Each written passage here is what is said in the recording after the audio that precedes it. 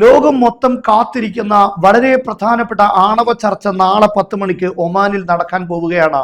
പക്ഷെ ഈ ഘട്ടത്തിലും അമേരിക്കയും അതുപോലെ ഇറാനും പരസ്പരം വെല്ലുവിളിച്ചുകൊണ്ടാണ് മുന്നോട്ട് പോയിക്കൊണ്ടിരിക്കുന്നത്. ഇപ്പോൾ ഇറാനിൽ നിന്ന് വരുന്ന ശക്തമായൊരു വെല്ലുവിളി, ഞങ്ങൾ ഈ ചർച്ചയേക്കാൾ കൂടുതൽ ഒരുങ്ങിയിരിക്കുന്നത് അമേരിക്കയുമായിട്ടുള്ള യുദ്ധത്തിനാണ് എന്നാണ്.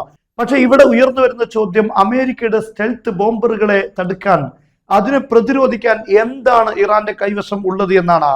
എന്നാൽ ഇപ്പോൾ പുറത്തു വരുന്ന പ്രധാനപ്പെട്ട വാർത്ത, ചൈനയുടെ സ്റ്റെൽത്ത് ബോംബറുകളെ കണ്ടെത്താനുള്ള അത്യാധുനിക സംവിധാനങ്ങളുടെ റഡാറായ YLC-8B സ്ട്രാറ്റജിക് റഡാർ ഇപ്പോൾ ഇറാനിൽ എത്തിയിരിക്കുന്നു എന്നാണ്. ചൈനയുടെ ഏറ്റവും പ്രധാനപ്പെട്ട നിർണായകമായ നീക്കമാണ്.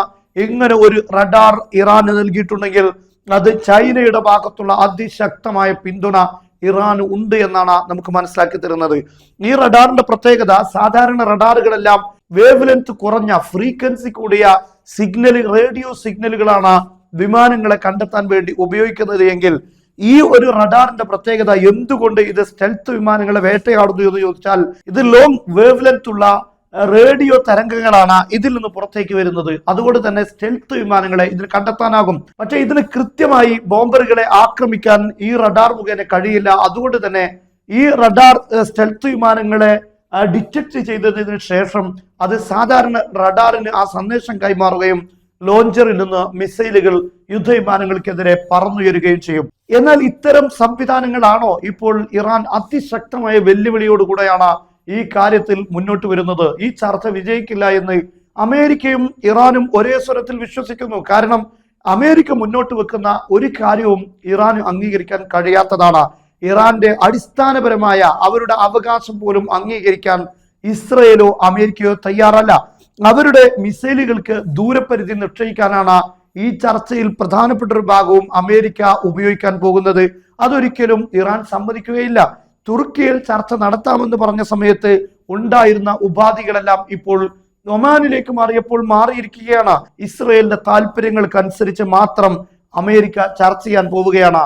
അതുകൊണ്ട് തന്നെ ഇത് വിജയിക്കാൻ പോകുന്നില്ല എന്ന് ഇറാന് നന്നായി അറിയാം. ഇന്ന് ഇറാൻ അതിശക്തമായ അവരുടെ പുതിയ മിസൈൽ പരീക്ഷണം നടത്തി. ഹർമഷർ 4 എന്നറിയപ്പെടുന്ന സ്ട്രാറ്റജിക് മിസൈലുകൾ ഇന്ന് അവർ പരീക്ഷണം നടത്തിയിരിക്കുകയാണ്. മാത്രമല്ല, പൂർണ്ണമായ പ്രതിരോധങ്ങൾക്കും ആക്രമണങ്ങൾക്കും ഇറാൻ ഇപ്പോൾ സജ്ജമായിരിക്കുകയാണ്. ഇത്രയും ശക്തമായ വെല്ലുവിളികൾക്ക് മുന്നിൽ ചിലതെല്ലാം ഇറാൻ ഒരുക്കി വെച്ചിട്ടുണ്ട്. അമേരിക്കയുടെ ഏത് ആക്രമണങ്ങൾക്ക് മുന്നിലും ഇറാന്റെ മിസൈൽ സംവിധാനങ്ങൾ തകരുകയില്ല എന്ന ആത്മവിശ്വാസം ഇറാനുണ്ട്. അതുകൊണ്ട് ശത്രുവിനെ തകർത്തെറിഞ്ഞതിന് ശേഷമേ ഞങ്ങൾ യുദ്ധം അവസാനിപ്പിക്കൂ എന്ന ഒരു പ്രതിജ്ഞ ഇറാൻ എടുക്കാൻ കഴിയും.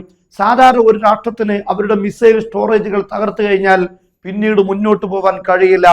എന്നാൽ ഇറാന്, അമേരിക്കക്കോ ഇസ്രയേലിനോ അവരുടെ മിസൈൽ സ്റ്റോറേജുകൾ തകർക്കാൻ കഴിയില്ല എന്ന കാര്യം അവർ ഉറച്ചു വിശ്വസിക്കുന്നു. അതുകൊണ്ട് അവരുടെ കയ്യിലുള്ള അവസാന മിസൈലുകളും ലക്ഷ്യത്തിലേക്ക് പറന്നെടുക്കുന്നത് വരെ അവരെ തകർക്കാൻ കഴിയില്ല. എന്നാൽ അവസാന മിസൈലും പാഞ്ഞെടുക്കുമ്പോഴേക്ക് അവർ ഉദ്ദേശിച്ച ശത്രുക്കളെയെല്ലാം ഒരു വഴി എത്തിച്ചിട്ടുണ്ടാകുമെന്ന ആത്മവിശ്വാസമാണ് ഇപ്പോൾ ഇറാന് മുന്നിലുള്ളത്. അത്തരത്തിലുള്ള അതിശക്തമായ, ലോകം ഇന്ന് വരെ കാണാത്ത ഒരു ശക്തമായ യുദ്ധത്തിനാണ് ഇറാനും ഇസ്രായേലും അമേരിക്കയും ഇപ്പോൾ ഒരുങ്ങിക്കൊണ്ടിരിക്കുന്നത്. റഷ്യൻ വിദേശകാര്യമന്ത്രി ലാവ്റോവ് തന്നെ ഇപ്പോൾ പറഞ്ഞിരിക്കുന്നത്, ലോകം അപകടകരമായ നിമിഷത്തിലേക്കാണ് നീങ്ങിക്കൊണ്ടിരിക്കുന്നത്. പക്ഷെ ഇറാൻ ഞങ്ങളുടെ അയൽവാസിയും അടുത്ത കൂട്ടുകാരുമാണ്. അതുകൊണ്ട് അവർക്ക് സെക്യൂരിറ്റി, ഇന്റലിജൻസ് സപ്പോർട്ടുകളെല്ലാം ഞങ്ങളുടെ ഭാഗത്ത് നൽകും. മാത്രമല്ല, അമേരിക്കയുടെയും ഇസ്രയേലിന്റെയും അതിർവിട്ട നീക്കങ്ങൾക്ക് മുന്നിൽ ഞങ്ങൾ കൈകെട്ടി കാത്തു നിൽക്കുകയില്ല എന്ന് പറഞ്ഞിരിക്കുന്നു. ചൈനയും ഒരു ഭാഗത്ത് ഇറാന് വേണ്ട രൂപത്തിലുള്ള സഹായങ്ങൾ നൽകാൻ തയ്യാറാണ് എന്ന് തന്നെയാണ് ഇപ്പോൾ അവസാനം വരുന്ന റിപ്പോർട്ടുകളെല്ലാം സൂചിപ്പിക്കുന്നത്. എന്തായിരുന്നാലും റഷ്യയും ചൈനയും ഇറാനിൽ എന്തൊക്കെയോ അമേരിക്കയെ വേട്ടയാടാൻ വേണ്ടി ഒരുക്കി വെച്ചിട്ടുണ്ട്. അതെല്ലാം ഉപയോഗിക്കാനുള്ള ഒരു നീക്കം തന്നെയാണ് ഇറാനും അതുപോലെ ഇറാന്റെ കൂട്ടുകക്ഷികളായ രാഷ്ട്രങ്ങളും ഇപ്പോൾ കാത്തു നിൽക്കുന്നത് എന്നാണ് ഇതിലൂടെയെല്ലാം നമുക്കും ബോധ്യപ്പെടുന്നത്.